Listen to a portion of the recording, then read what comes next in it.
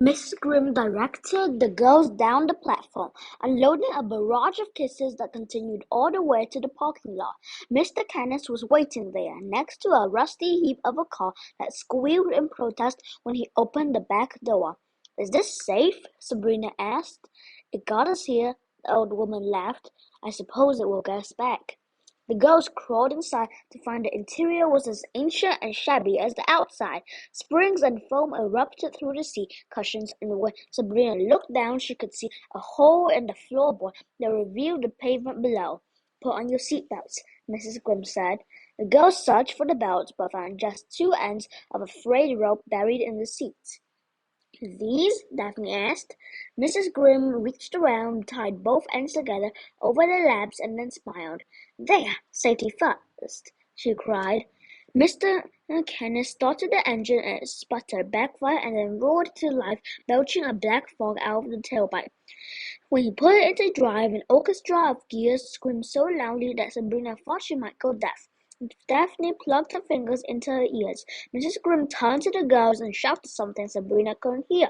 "What?" Sabrina shouted back. "What?" the old woman asked. "I can't hear you," Sabrina yelled. "More than 6, the old woman replied. "6 what?" Sabrina screamed. "Probably," the old woman laughed. "I love dolphins too," Daphne exclaimed. "Not since I hurt my toes," Mrs. Grimm shouted. Sabrina put her face in her hands and groaned. They drove through the little town, which consisted of a 2-lane road bordered by a couple of antique stores, a bicycle shop, a police station and jail, a post office, a dentist, a restaurant named Old King Cole's, a toy store, and a beauty parlor. Mr. Kenneth made a left turn at the town's one and only stoplight, and within seconds they were cruising out of the town proper and into what Mrs. Grimm called Fairyport Landing's farm country. As far as Sabrina could tell, the only crop this town grew was mud.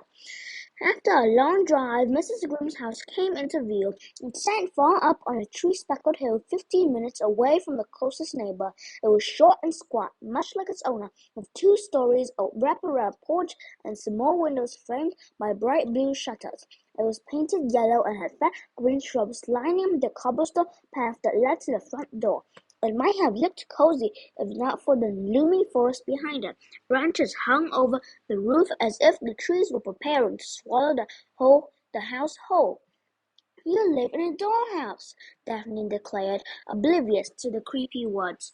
Mrs. Grimm smiled, but Sabrina wasn't amused. The place was troubling and weird, and she felt as if she were being watched. She squinted into the dense trees, but if anyone was spying, he or she was well hidden. "Why do you live all the way out here?" she asked. New York City was a place where everyone lived on top of each other, and that was exactly how Sabrina liked it. Living out in the middle of nowhere was dangerous and suspicious. "Oh, I like the peace and quiet," said Mrs. Grimm, and there's no one to hear the screaming of children up here, Sabrina thought to herself.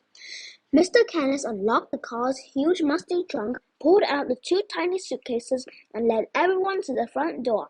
The old woman followed closely behind, fumbling with her handbag until she fished out what might have been the largest keyring in the world.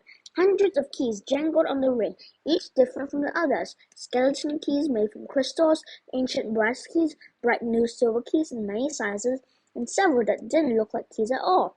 "Wow! That's a lot of keys," Daphne said. "That's a lot of locks," Sabrina added as she eyed the front door. There must have been a dozen bolts of all shapes and sizes. Mrs. Grimm inserted one key after another until she had unlocked them all. Then she rapped her knuckles on the door 3 times and said, "We're home." Daphne looked up at her sister for an explanation, but Sabrina had none. Instead, she twirled her finger around her ear and mouthed the word crazy. "Let me take your coats, Lieblings," Mrs. Grimm said as they entered the house, and she closed the door behind them, turning the locks one after another. "Liebling?" Daphne asked. "It's German for sweetheart," the old woman said. She opened the coat closet door, and several books tumbled to her feet. Mr. Kenneth quickly restocked them for her. "Girls, I must warn you I'm not much of a housekeeper," Mrs. Grimm said, and turned to Mr. Kenneth. "We'll have dinner in about an hour." Mr. Canis nodded and without a word climbed the stairs with the girls' suitcases. A moment later he was gone. "Is he your boyfriend?" Daphne asked the old woman. Mrs. Grimm blushed and giggled. "Oh dear, no. Mr. Canis and I are not courting. We are just good friends," she said. "What does courting mean?" Daphne asked her sister. "It's an old-fashioned word for dating," Sabrina replied. "Ladies, let me give you the grand tour." Mrs. Grimm led them into the living room. It was enormous, a much larger room than seemed possible in a cottage so small. Each wall was lined with shelves, stuffed with more books than Sabrina had ever seen. Stacks of them sat on the floor, the tables, and every other surface. A teapot perched precariously on a stand and looked as if it would fall over at any moment. Books were under the couch cushions, under the carpet. Several giant stacks stood in front of an old television, blocking the screen. On the spines, Sabrina read the strange titles: Birds of Oz, An Apple a Day, The Autobiography of an Evil Queen, and Shoes, Toys, and Cookies, the Elvish handcraft tradition. Mrs. Grimm led them through another door to a room where they found a dining room table littered with even more books, some open and waiting to be read. Sabrina picked one up and rolled her eyes when she read the title, 365 Ways to Cook Dragon. The old woman led them from room to room, showing them where she kept the snacks in the white-tiled kitchen and how to get the rickety bathroom door to close. Sabrina pretended to be interested, but in reality she secretly cased the joint. In each room she noted where the windows and doors were, eyed locks, and paid close attention to creaky floorboards. It was a habit she picked up in the orphanage and all their foster homes. She always looked for the easiest way out. But here she kept getting distracted by the odd books and the dozens of old black and white photographs that decorated the walls. Most of them were of a much younger Mrs. Grimm and a stocky, bearded man with a wide smile. There were pictures of them hiking in the jungle, standing on an icy glacier, scaling a mountain, and even riding camels in the desert. And then there were pictures of them in the house, and Mrs. Grimm was carrying a small child in a papoose, while the bearded man stood next to her, proudly beaming at the camera. Daphne walked over to one of the pictures and studied it closely. "Who's this guy?" she asked. "That was your Opa Basil," Mrs. Grimm said wistfully. "Opa?" Daphne asked. "Grandfather Liebling. He passed on before you were born," she said. "Is that your baby?" Daphne asked. The old lady smiled, then her expression turned serious. "That's your papa," she said softly. The little girl's eyes grew as big as the moon as she looked over at her sister, but Sabrina quickly dismissed the old woman's claim. "Babies all look the same. An old photo doesn't prove anything," she muttered. "Oh my, I've forgotten the cookies," Mrs. Grimm said as she dashed to the kitchen.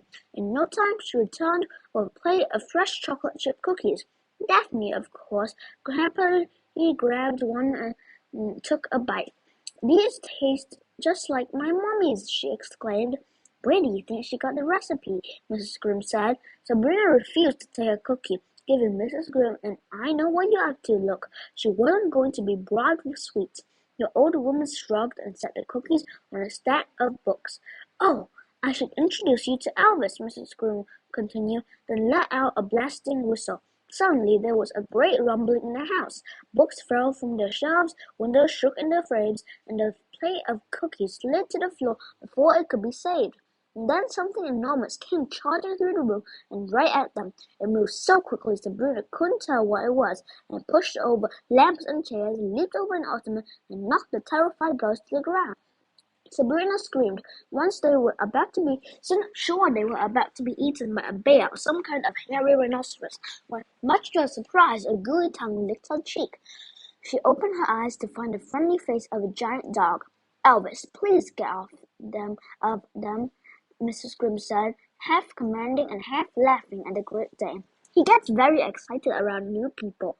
The enormous dog gave Sabrina's face one last lick, leaving a long trail of drool before sitting down next to the old woman, panting and wagging his immense tail.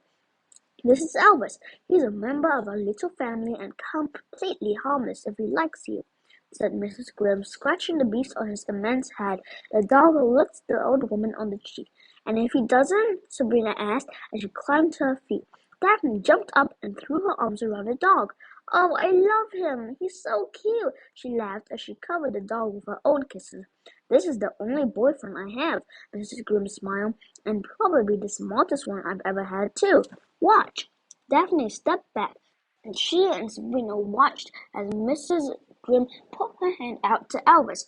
Elvis, shake, she said, and the dog reached out a huge forepaw and placed it in her hand. Daphne giggled. Play dead, Daphne said hopefully, and the dog fell stiffly over onto his side, the impact knocking a lamp off a table. Mrs. Grimm laughed. You two must be starving after your trip. I suppose I'd better get started with dinner. I hope spaghetti and meatballs is okay. I love spaghetti and meatballs, Daphne cried as Albus gave her a fresh lick. I know you do, Mrs. Grimm said with a wink. She disappeared into the kitchen where she began rattling pots and pans. Don't get used to this place. We're not going to be here long, Sabrina said as she wiped the dog's goo off her cheek. Stop being a snot, Daphne said as she laid a huge smooch on Elvis. Snot was her favorite one lately. She wouldn't hurt us. She's nice. That's why crazy people are so dangerous. You think they're nice until they're chaining you up in the garage, Sabrina replied, and I am not being a snot. Yes, you are. No, I'm not. Yes, you are, Daphne insisted. So what if she's a little weird? Anything is better than living at the orphanage, right? We've been over this a million times. What if Mom and Dad come back for us? The first place they'll look is the orphanage. We need to stay there. They've been gone a long time, Daphne said. She walked over to the wall to examine the photograph the old woman claimed was of the girl's father. Sabrina joined her, and they both stared into the face of the rosy-cheeked baby. He looks like Dad, Daphne said. It's not him, Sabrina argued. It can't be.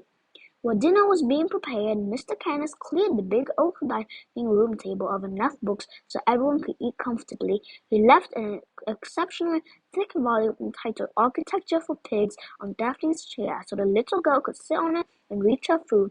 Then the trio waited patiently for Mrs. Grimm, who was making a thunderous racket in the kitchen. Mr. Canis closed his eyes and sat silently. Soon his stillness began to unnerve Sabrina. Was he on mute? Was there something wrong with him? In New York City, everyone talked, or rather everyone yelled at everyone, all the time. They never sat quietly with their eyes closed when people were around. It was rude. Did he die? Sabrina Did he die? Daphne whispered after staring at him for some time. Suddenly, Mrs. Grimm came through the door with a big copper pot and placed it on the table. She rushed back into the kitchen and returned with a plate of salad and sat in front of Mrs. Canis. As soon as the plate hit the table, the old man opened his eyes and began to eat. How did you know I like spaghetti? It's my favorite, Daphne said happily. I know lots of things about you, Liebling. I am your Oma, Mrs. Grimm replied. Oma? Sabrina asked. What's this weird language you keep speaking? It means grandmother in German. That's where our family is from, Mrs. Grimm answered. My family is from the Upper East Side, Sabrina said stiffly. Your mother sent me letters from time to time. I know a great deal about you both. In fact, when I stopped getting them, I knew that. She sighed. That they abandoned us? Daphne asked. Child, your mother and father didn't abandon you, Mrs. Grimm cried. Mrs. Grimm, Daphne began. Liebling, I'm not Mrs. Grimm. I'm your grandmother, the old woman said. You can call me Grandma or Oma, but never Mrs. Grimm, please. Can we call you Granny? I always wanted a granny, said Daphne. Sabrina kicked her sharply under the table, and the little girl winced. Of course, I'll be your granny and Rhoda, the old woman said with a smile as she took the top off the pot. Sabrina stared in silence. She'd never seen spaghetti like this.